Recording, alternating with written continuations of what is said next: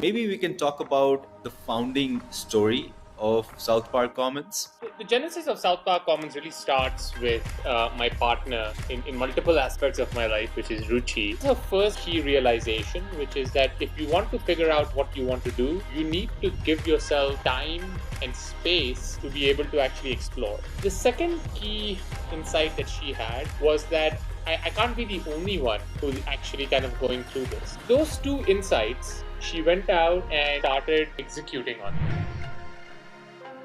How are you viewing India? I'm super stoked about India. I also think that founders in India, man, they work really hard. Founders in India are deeply patriotic. But the thing I love most is that the entrepreneurial drive. There is this kind of like energy there that you can feel that I get in Silicon Valley. So let's talk about -1 to 0. When we say -1 to 0, what that really means is one of the really big ways that our investment philosophy, I think, is quite different from other early stage firms, is that we tend to invest in the person, not the idea. The patterns of the successful founders, number one, like rate of learning.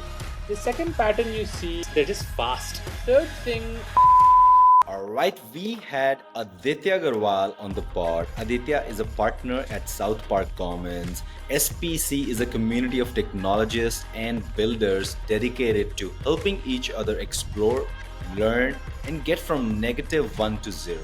Prior to SPC, Aditya was the CTO of Dropbox and he was one of Facebook's first engineers.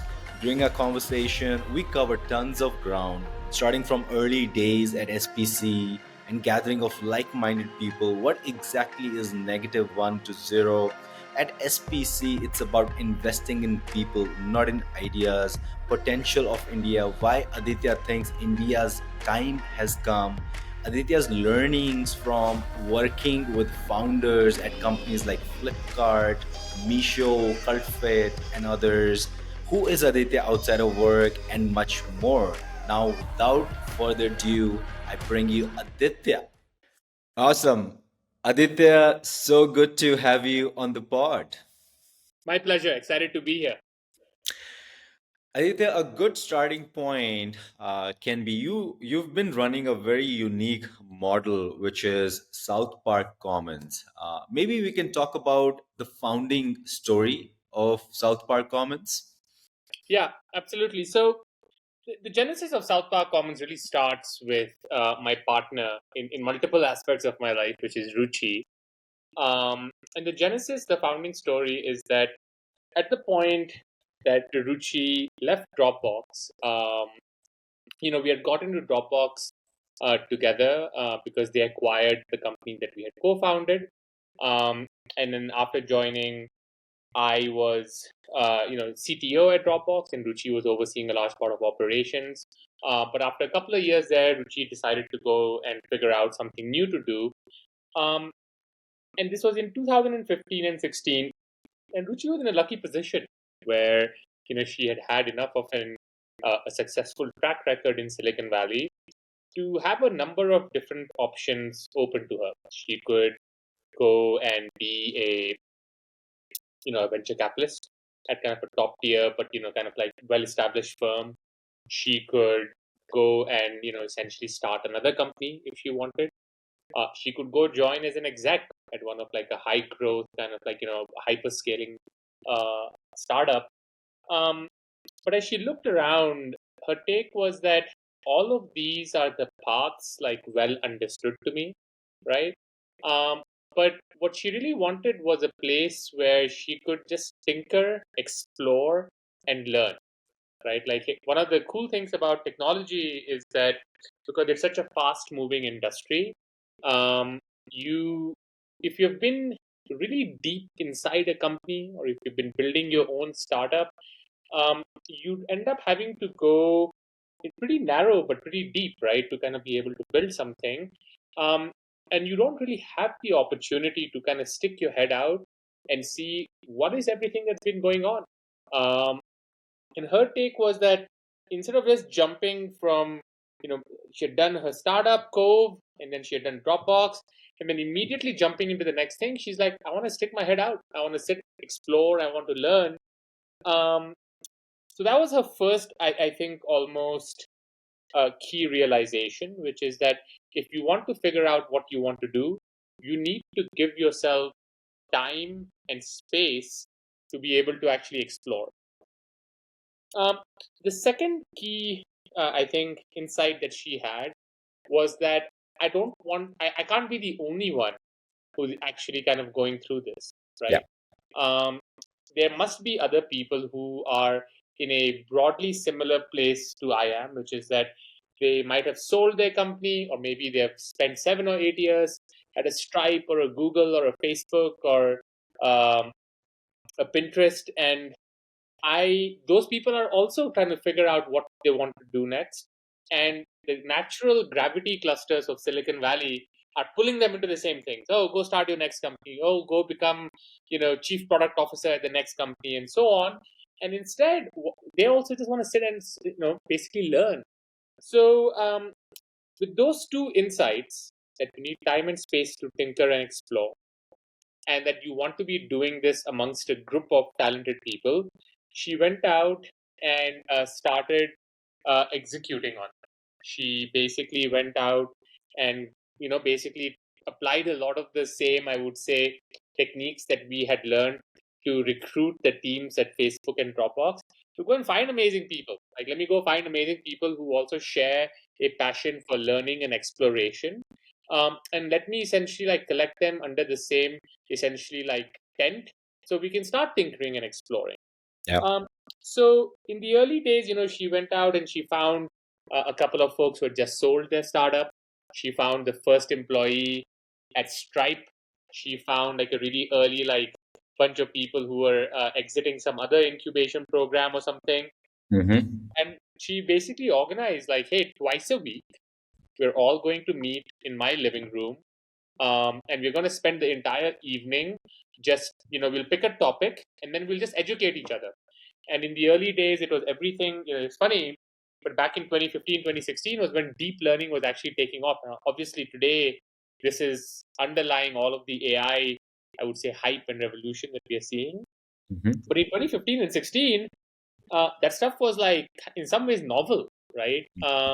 So they spent a lot of time learning about that. They spent a lot of time learning about water technology, because apparently the world needs water technology. They spent a bunch of time learning about, there was a bunch of crypto stuff also, because at that point crypto was kind of undergoing like another one of its like cycles. um, and it was really very refreshing, because the goal of these get-togethers was not like, hey, have you come across a company idea? Hey, how much money have you raised? But it was much more like, hey, what is going on at the frontier of Yeah. technology that's interesting? Like, what are the actual questions that we don't know the answers to, right? And almost like being comfortable with the uncertainty was what the group embraced.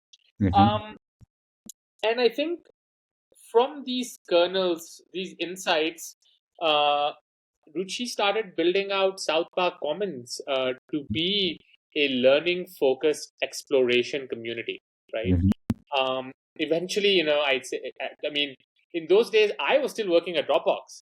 So I was like, I'd come home at 10 p.m. I'd see these rowdy group of 20 people in my living room. They were all kind of like having, like an incredible time learning about these things. Yeah. And, I say jokingly that my biggest contribution to South Park Commons in the first 1 or 2 years was basically kicking them out of my living room because I wanted to relax, and Mm-hmm. convincing, working with Ruchi to be like, hey, we are just going to basically buy a building, Yeah. and we are going to provide this space, Yeah. and basically like provide this space for people to do this. So Yeah. that can be South Park. And that was the original Yeah. building that we had, which was 112 South Park in San Francisco. It was in South Park, so they called it South Park Commons, because it was a commons, is a Mm-hmm. place where people gather Mm-hmm. to learn, to debate, and to kind of just have like a place for people to gather, right? Mm-hmm. And from these simple, in some ways, insights, but profound insights, South Park Commons really kind of got kickstarted. And in the early days, it was Yeah. really that, the learning community where people came not to raise funding or start a company, but to figure out what to do next, right? Yeah. Yeah. Um, and one of the other really important things we did from the very early days was that we said that if you come to SPC and you start a company, fantastic. Everybody will be proud of you, and everybody will be happy for you. Will support you. Will try to help you raise capital. Will give you feedback on the pitch deck. Will help you stress test your idea. Mm-hmm. But we made it very clear that like starting a company was not the only successful outcome, Yeah. right? Like we said that listen, after 6 months of exploring, if you decide that hey, actually there's another startup that I would rather go join, we would like applaud that. In the early days, many people actually decided after 6 months that they were going to have a completely different career switch. So some people went, we have had uh, 3 or 4 people come to SPC and then decide to write a book. We've Mm-hmm. had people come to SPC and run for political office successfully. We've had people come to SPC, then move into the non-profit sector, into philanthropy.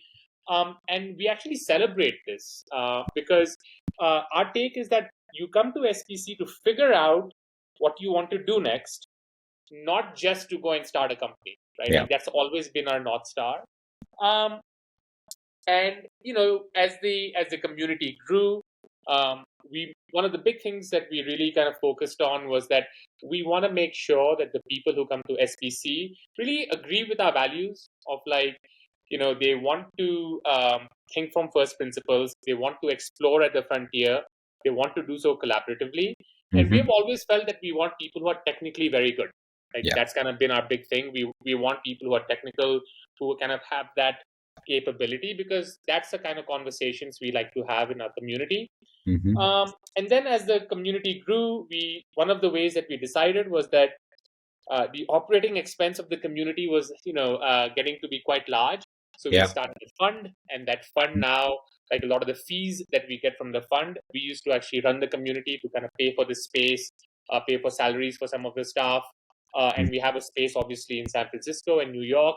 And the fund also invests in companies that our members start. And it's kind of a nice model. So over the years now, we're now on fund 3, so things are going well. It's kind of a nice flywheel Mm-hmm. between the community and the fund, and they have a very symbiotic relationship. Mm-hmm. Um, I can keep on going about SPC, but that gives you a little thing. Yeah, yeah, I see the energy there. Yeah, yeah, yeah. No, I did notice. I think 70% of the members at SPC are technical, and you're very right, Aditya. Something new that I've started doing this year is twice a week I work from either a portfolio company or a founder friend's office. Uh, and what they enjoy the most while meeting me is just understanding what's going on, because they're just so deep down into their own thing. And so Aditya, I think you both been building SPC for I think what 7-8 years now, Yep. something like that. And as you said, it has evolved from community to founder fellowship, and now there's a fund. Yep. Maybe let's double click on the fund side. What's been the thesis, what's the portfolio construction of the fund? Yeah. A thesis for the fund has really been that um, we like, so at a broad level, we like to invest in things that we understand and that we have experience with. Now, we are fortunate across our investment team between me and Ruchi and Finn and Evan um, that we have a fairly broad, I would say, set of experiences. A lot of it is software kind of like oriented. And we like to essentially invest in infrastructure projects. We like to invest in consumer. We like to invest in both bottoms up B2B SaaS, big E enterprise, kind of like a more top down B2B SaaS. And we also like to do marketplaces and e-commerce. Kind of this is from my time at Flipkart, and we also do fintech simply because Ruchi was on the board of ATM among other things.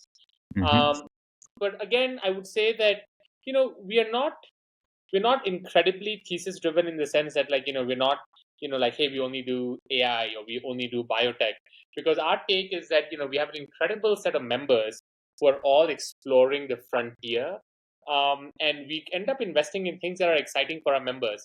But we do tend to focus on it, kind of the intersection or what our members do and the stuff that we have experience with. So yeah, a lot of software based, and then it kind of ends up like leaning on our experiences from Facebook, Dropbox, Cove, and Flipkart, and so on. Hmm. Got it. And what kind of check sizes are these? Are there typical ownership you're looking at? Meaning, let's talk about portfolio construction. Yeah, I'd say that without getting into like the nitty gritty of it, right? Like super details, what I at a high level, we like to lead or co-lead the pre-seed or seed round. Hmm. I'd say that we we want to have like a reasonable chunk of ownership, like we shoot for like 10-ish% at the least. Hmm. But ultimately our goal is less. I think that the larger point is that we're not looking to write small participatory checks. We like to be involved with our companies. We like to be building alongside them. We would like to be value add partners, so we're looking to co-lead the pre-seed or seed round. Um, and we have this founder fellowship program also, which we offer for like set terms. So Yeah. that is $1 million in funding, 400K upfront, and 600K into your next round of funding. So that's also proven to be a very successful program for us. Hmm. But broadly, like we like to lead or co-lead rounds in your first two rounds. Got it. So let's talk about -1 to 0. Mhm. Maybe Aditya, we can, you can give a couple of examples of the folks who have gone from -1 to I see that someone or few companies have also gone on to become unicorns. Yeah. When we say -1 to 0, what that really means is that one of the really big ways that our investment philosophy, I think, is quite different from other early stage firms is that we tend to invest in the person, not the idea, right? So we tend to make investments before the person really has an exact idea nailed down. Our take is that early stage investing, if you talk to most early stage investors, right, they'll end up saying that, listen, 80% of it is about the founder, right? Yeah. So we end up now taking the maximalist version of that. Our take is that if you are really like hungry, driven, ambitious, and you're willing to kind of think like essentially like at a at an exponential scale, then we love those qualities and we think they can be applied to a bunch of different problems. So Mm. if you have a north star, great. If not, we'll help you. We can work with you to find something that's interesting. But a Mhm. lot of our philosophy really is that like you come to SPC and you go through this -1 to 0 process. And you know the way I like to talk about it is that like our goal as partners at SPC is to like convince you to throw away the good ideas so you can pursue like the truly great ones, right? Mhm. um, so oftentimes when we make an investment, we tell them like, hey, listen, like we're making this investment, but understand that like whatever we expect to throw away a couple of ideas as we iterate on it, right? And we've seen this for so many of our founders, where a lot of our successful ones, even if you look today, the ones that we highlight as kind of having attained unicorn status and whatnot, they all iterated. Like I would say, they all had one or two ideas that we worked with them in the super early days to kind of discard. Mhm. And I love that process because um, I think that it's basically an incredible way of like. Sorry, I love the process because I think a lot of people, when they look at the early stage, they see chaos, they see confusion, and I actually see possibility, right? Like I kind of see like through the chaos, like there's actually like seeds of conviction that you can get, and I Mhm. see like the possibility of the various different things that you can do. So I think it's a very energizing process for me to work with founders at the super early stages. Mhm. Got it.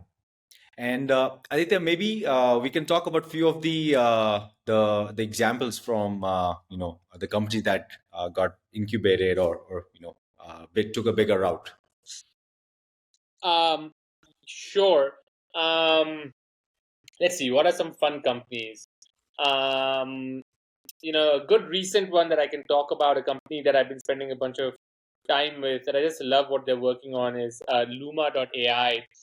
And this was started by Amit. Amit was one of the lead people at Apple, working on a number of very important projects in kind of like the vision and the camera part of the world. And after when he left Apple, he's just like, listen, I have a lot of interesting ideas, but I don't know exactly what I should be working on. So I'm just going to come to SPC and just explore, tinker, build a bunch of different things. And he built a bunch of different kind of like ideas, kind of like at the intersection of, I would say, AI and photography is kind of the best way to put it. Mm-hmm. And as he iterated on those ideas, he started coming up with this idea behind Luma.ai, which is that like, can you use this emerging piece of technology called neural radial fields, like NERF, to really be able to create 3D photorealistic kind of images, 3D photorealistic renderings of objects just using a couple of snaps of your camera, right? Like, imagine if you just took a couple of photos of a car and that immediately recreated a 3D thing that you could walk around to like inspect before buying. Mm-hmm. And just really, really cool technology that could be applied to a bunch of different things. And I think that Amit is the kind of founder that is a force of nature. And I think once he kind of got it into his head that like, hey, this could actually be something really interesting, both from the product, but then also kind of from like a TAM perspective, he just started like relentlessly chasing it down while at SPC. And ever since then, the company has kind of gone on uh, to hit higher heights, in terms of like the products they have released, the funding, and so on. But just a fantastic example where I think having SPC as a home allowed Amit, I think, to like really, in some ways, first decompress from like Apple, and then Mm-hmm. kind of figure out what he wanted to work on next. And it was a really fun time working alongside him to kind of be building that. What's another good example? you know it's always tricky, right? Because you don't want to talk about like the five ideas that a founder like threw away before they kind of hit upon like a great one. But another company that I've recently loved kind of interacting with is actually Galileo AI. Mm-hmm. So these Helen and Arnaud basically released this incredible tool that allows you to generate product designs. So, like, think like website designs, mobile app designs, just using text, right? So you can describe like, hey, I want an onboard. I'm building an app that allows restaurant owners to collect tips and pool them, and I want to design an onboarding page for that. So this app can like crank out an onboarding page either on iOS or Android or web. Yeah. Um, so it's been, and again, it's one of those cases where I look at when they joined SPC, they were really kind of like, picking between three different ideas and like honestly like chasing down a bunch of dead ends. But that whole process of kind of like getting your creative juices flowing and knowing that like it's okay to let go of something good in the pursuit of the great, I think Mm-hmm. kind of gives people like creative freedom to go and think bigger. Then obviously super stoked for them to kind of like hit upon Galileo AI. But yeah, just a couple of recent examples from the companies I get to work with. Got it. And Aditya, what's been the hardest thing about building, SPC?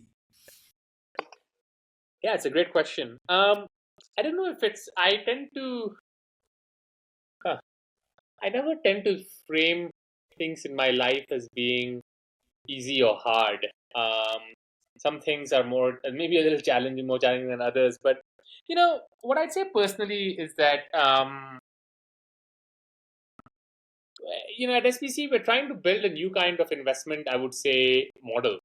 Yeah. And we have this interesting combination of a community. We also invest in founders before they have an idea, and we are often kind of like trying to counsel them through the super early days. So sometimes what's not hard but what's interesting and challenging is that we don't also have playbooks for building our venture firm, right? Yeah. Like, we're also trying to figure things out from first principles. Yeah. um, so that can be intellectually challenging because sometimes you're like, man, I wish, like, I really have to think hard about like how does this model work for what we want to do. Mm-hmm. uh, and then the second thing that's always hard is that I deeply care about all my founders that I'm working with. So Mm-hmm. and these super early days, like I said, there's a lot of chaos, there's lots of ups and downs, so I feel all the feels with them, Mm-hmm. where like I will go on those roller coaster rides with them. But that can be, that can be emotionally a little bit draining, right? Because you want all your founders to succeed, you want Yeah. to like be by their side and you want to help them succeed. But man, the early days can be hard, right? So I think that you want to make sure you are like a really good partner to them in those days, and that can be a little bit challenging at times in terms of the emotions. Hmm. Yeah. And Aditya, I think you've, invested in around 300 companies, and a lot of them are very, very early. And as you said, early investing is all about, evaluating the founder and their potential. Hmm. Uh, if you were to kind of like, unpack your learnings from backing these, top founders who have done great, what are like two three patterns that you've seen that this is how they look like? The founders that if the founders that I've been, I would say the patterns of the successful founders from the early stages are that number one, the first one I'd say is like rate of learning, right? Like how quickly are they able to absorb essentially learnings from both successes and failures, right? Yeah. Like how quickly are they able to almost like change their own, I would say, patterns of uh, patterns of like behavior, patterns of leadership. How quickly are they able to change their priors? Like I often see like the best founders, like if you talk to them every 3 months, they feel as though they're an evolved individual, right? And they're probably still making a bunch of mistakes, but they're not making the same mistakes. So you can Mm. kind of see that growth. So you don't often see the same patterns, I would say, of failure, and you see that evolution. And, so the Yeah. best founders evolve very quickly. Yeah. Um, the second pattern you see, I think, is they're just fast, like they're just moving like at higher speed, right? Mm. I know that I hesitate to try to say that running a early stage company is all about the number of hours you put in, but there's no getting around the fact that like in the super early days stuff is intense, right? And there is an element of the amount of like sheer will you are bringing to the table and sheer speed at which you are moving. And I see the best founders are able to like move really fast. And maybe a nuance there is I think the best founders are very good at identifying which decisions they can make quickly because Mm. they're easily reversible, which is like, one-way door, two-way door, and which decisions they should take some time on. And they tend Mm. to be like moving with full speed towards the decisions that are easily reversible. They don't get stuck on it. And they tend to like, take a little bit more time on the one-way doors. Mhm. Um, the third thing I would say is, and this is interesting, I think that the best founders are often a little bit um, they are both maniacal about the startup they are building, but they often have one or two other things they're maniacal about. It could Mhm. be music, it could be sports, it could be personal, I would say fitness, it could be their children, it could be something else. Uh, Mhm. I think a lot of the times people associate founders with like, oh, they have only one mission in life. But I Mhm. found that the best founders often have like something else that they're also very passionate about because Mhm. ultimately that is their personality. They Mhm. like to be passionate about things to the extent that it drives them. So I Mhm. think that is, you can channel that towards one thing, but it's often like one or two things that it comes out towards. Mhm. Very interesting. And so, Aditya, talking about India, Mm. you've been involved with, one of the top companies, starting from Flipkart to, Cultfit, Meesho, Atlas. I noticed, and I'm actually going to use them for my next trip. Oh, amazing. It looked really cool. And so, what's your relationship with India? What's been the learnings, from working from the founders in India? I think that one of the good question. What have been the learnings? Okay, here's one big one, right? I think that founders in across the Western Hemisphere, certainly, we shy away from problems that tend to involve, honestly, logistics and humans, right? Like I think that like it's kind of like a little bit almost of a kind of like we do software. We don't want to actually like rely on like I would say any kind of like operational overhead, right? What I love about founders in India is that they actually have a much more of a practical take on it, which is that listen, I'm gonna do as much as I can with software, but I'm not afraid of deploying kind of like people to kind of do the things that maybe software can't do yet, either Hmm. because some logistics are hard or maybe some on the and I think it just leads to a class of products that are otherwise like sometimes you don't even end up tackling. Like take Atlas as a good example, right? Yeah. Um, Atlas has built some incredible software to kind of like allow a lot of like people of different nationalities to kind of get visas for a bunch of different countries, and they're well on their way to building like an incredible company and product. Mm-hmm. But I think like there's a human element involved when like you can't do everything that might be completely software enabled, and Mohawk, the founder, isn't afraid of tackling that, which I love, right? Mm-hmm. And I think that part of the reason why an American, sorry, like a Western founder might never actually tackle it is because the software can't get it 100% right, so they kind of like back off from that, right? And I see the same with obviously Misho, CureFit, and obviously Flipkart from the early days. Um, I also think that founders in India, um, man, they work really hard. Like this is not dissimilar from I would say founders in Silicon Valley, but founders in India hustle hard. They're kind of like they will make it. Like this becomes a very personal maniacal focus for them, right? The company, which I really admire. Mm-hmm. Um, and the third one, I've kind of found that founders in India are deeply patriotic. Like they actually want to build things that will improve India, like kind of like both the Indian economy and kind of like the goods and services they provide for the Indian user in pretty, I would say, profound ways. So there's always a deep current of like wanting to build things that are good for India. Mm-hmm. Yeah. And Aditya, are you does like how does your investments work for Indian companies? Can they apply for SPC, or how does it work? Yeah, no, the Indian founders can certainly apply for SPC. We're happy to take a look at the application. Um, and then every once in a while, like from my time at Flipkart, I do have a large network in India. So if I see a founder working on a company that I'm excited about, like Mm-hmm. YourFit or Misho, I'll reach out to them and we'll make a proactive investment as well, right? So not everything has to come to SPC first and get incubated or ideated there. We Yeah. also do some outbound stuff, and so Atlas was actually incubated or like kind of initially built out at SPC, Mm-hmm. and CureFit and Misho were kind of outbound investments that I did because I loved the founders and I loved what they were working on. Mm-hmm. Got it. And in general, Aditya, are you looking to spend more time in India, or and also like how are you viewing India? Seems like you've been working with Indian founders for the last few years. Yeah, absolutely. I'm super stoked about India.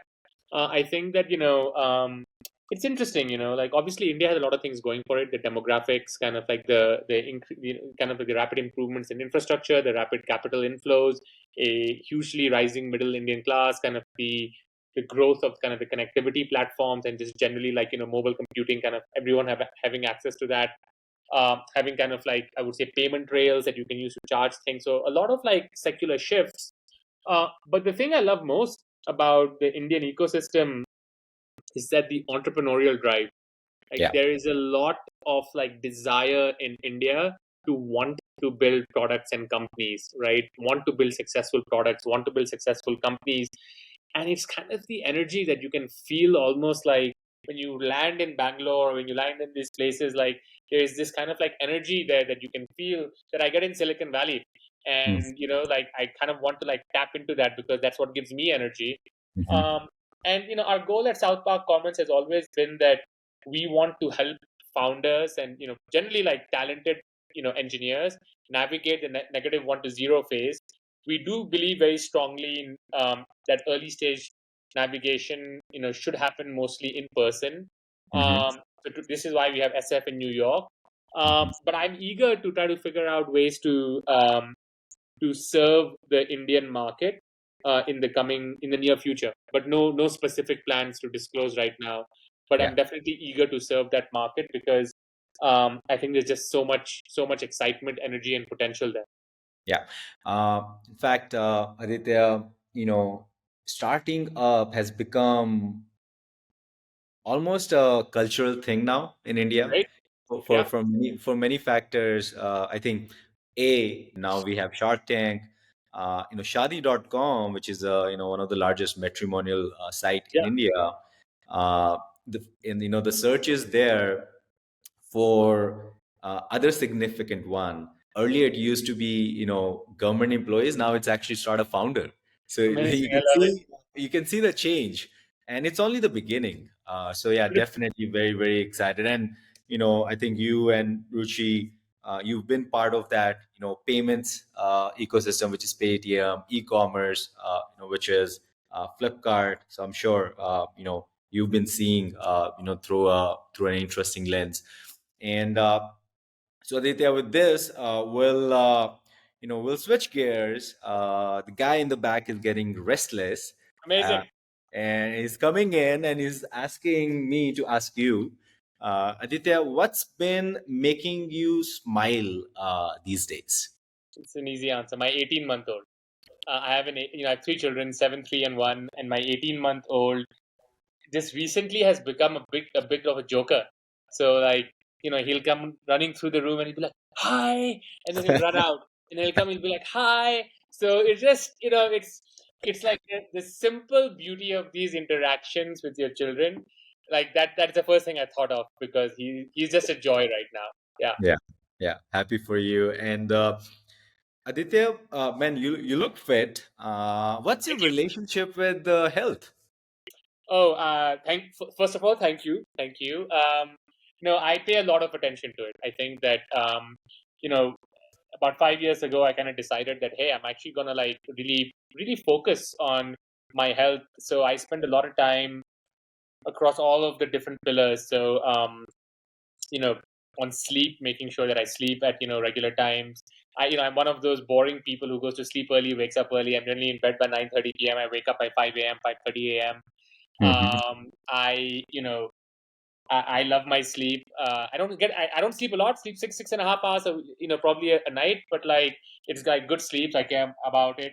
I really am mindful about what I eat. So kind of like trying to balance my macros, make sure that don't overdo it in the carbs. Have like reduced caloric intake, but really focused on that.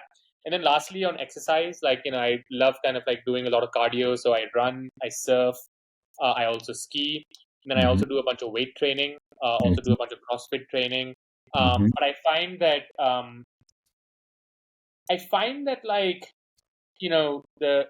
certainly as a startup founder, um, if you can show up with the almost like the mindset of an athlete, right? Like, hey, you're kind of showing up every day for peak performance, right? Like Yeah, you train every single day, and yeah. you like some days are going to be harder than others, but those days are the ones where your training kind of takes you through. I Hmm. really kind of apply that athlete mindset, I would say, to like my work. Hmm. And then there's the last one, which I think is as important, but often under like discussed, which is mental health.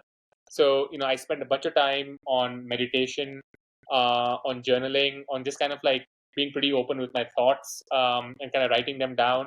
Um, I think it's really important to kind of have a positive outlook, a healthy kind of like mental relationship and emotional relationship with yourself. So I spend a lot of time in like mindfulness practice and meditation. So yeah, I do focus a lot on my health. I think it helps to bring out the best version of myself, Yeah. both into all of the factors that I care about: my family, my friends, my community, and then also my work, kind of the people I get to work with. Yeah, yeah, yeah. I've been running this thing called, I've named it Thrive Together. And Oh, the cool. idea came from, one of my favorite questions on the podcast is like, what are you most obsessed about outside of work? A lot of people talk about health now. And it's kind of like, makes sense because when you're in the early days, you're just so consumed with your company. So Yep. health takes the back seat. Yep. So what I started doing, I hosted few events, around, we did meditation session followed by breakfast, and now I've also like started hosting in person, where I'll invite couple of unicorn founders. We'll talk about mostly around health, both physical and mental, and that's been fun. And Aditya, what's that one hack that you can't live your life without? Oh, wow. Uh, oh gosh, I'm not sure I have an easy answer to this. I love listening to books. I love books. I don't have as much time to read them, but I find that like I'm able to multitask a lot. So like, anytime that I have my AirPods on, I'll be listening to a book. So I find that to be a really good way of kind of distracting myself and not always being on email and stuff. So I think that actually brings me a lot of, I would say, grounding, and while allowing me to enjoy something I really care about, which is reading. Hmm. Gotcha. And what's on your techno playlist these days? A good question. Let's see. I've been really enjoying Fred again. He's kind of this DJ out of the UK who kind of like does a incredible set of like live, I would say, live performances. But there's something about his combination of like melody, beats, and live kind of like vocals that I just think is like incredible, and it just captures the imagination. So I find Yeah. him on repeat quite a bit when I'm taking my shower and stuff. Gotcha. Thank you so much, Aditya. It was so much fun. Thank you for My doing pleasure. Thank you so much. Take care.